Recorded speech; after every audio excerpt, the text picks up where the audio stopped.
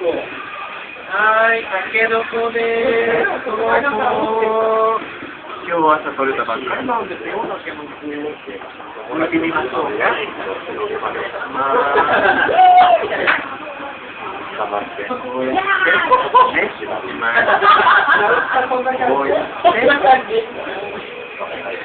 結構硬いですね。こうやって剥いていくんですよ、たけのこは。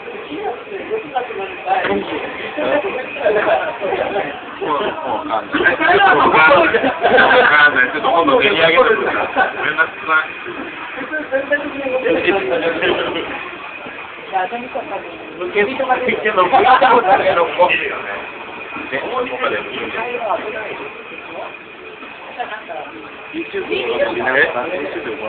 YouTube をご覧の皆さん、たけのこの剥き方はこうやって剥くんですよ。